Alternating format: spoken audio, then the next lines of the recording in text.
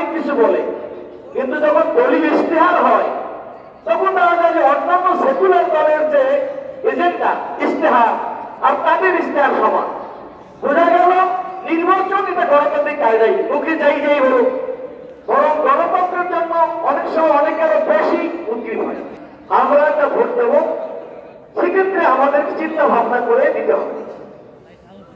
ইসলাম গেল আর কি থাকলো, এটা আওয়াজ যুগ যুগ ধরে চলে আসছে। এটা আমরা সচেতন। হযরত পীর কেবলার বিভিন্ন নসিহতে কথার মাধ্যমে দিশার ইঙ্গিত হয়েছে, আমরা সেইভাবে আমাদের মূল্যবান ভোটটা আমরা স্বাধীন মতো আমরা দিব। তবে সেক্ষেত্রে আমাদের একটি ফিলোসফি আছে, দর্শন আছে। আমরা আউলিয়া কেরামের আদর্শে বিশ্বাসী, ঠিক আছে বলেন? আমরা মুতাসাওয়িফ, আমরা তরিকাতপন্থী, আমরা পীর মুরিদের উপরে আজকে আসছেন যে 2000 লোক 4000 লোক, এটা দর্শন ভিন্ন। সে দর্শনটা হচ্ছে আমরা আউলিয়াদের সাথে থাকতে চাই। এবার কথা ঠিক না বেঠিক? বহু দিনই মাহফিল হয়, আর আমাদের দিনই মাহফিলের উদ্দেশ্য আছে না, সেটা হচ্ছে আমরা আউলিয়া কেরাম আদর্শ। সুতরাং আউলিয়া কেরামের আদর্শের সাথে যারা আছে আমরা তাদের সাথে থাকি।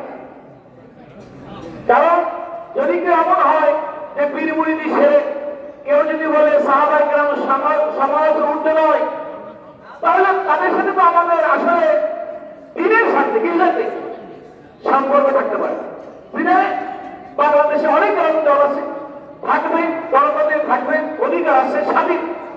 সেক্ষেত্রে আমাদের ভোটটা আমরা যে দর্শন, যে আদর্শে বিশ্বাস করি, এমন কোন ব্যক্তিকে আমরা দেব না যাদের দ্বারা পীর মুরিদের সাথে একটা সংঘাত হবে, তরিকাত পরে সংঘাত হবে।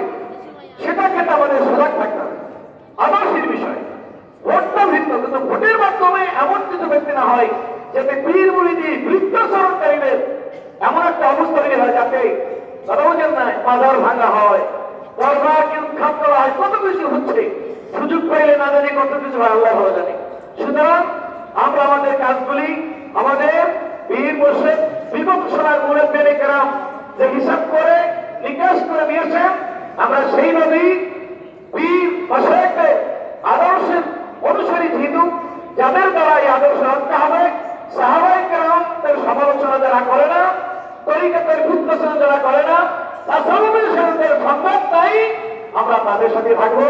আল্লাহ পাক আমাদেরকে দেশ জাতির কল্যাণে, বৃহত্তর কল্যাণে এবং যে আদর্শের উপরে ইসলাম দেশে প্রচারিত হয়েছে, আজকে কোটি কোটি মুসলমান যে আউলিয়া কেরামের খেদমতের ফসল, শাহজালাল, শাহ কামাল, খান জাহান, শাহ মোরাম, অলিউল্লাহ, গরিবুল্লাহ, বেনসার, কারামাত আলী জাফরি, আবু বকর সিদ্দিকী, সে আদর্শ যাতে বাধাগ্রস্ত না হয়, সেই জন্য আমাদের যা করা দরকার আমরা আমাদের সামান্য চেষ্টা দিয়ে করে যাব। আল্লাহ পাক আমাদের তৌফিক দান, আমিন। আসসালামু আলাইকুম ওয়া রাহমাতুল্লাহ।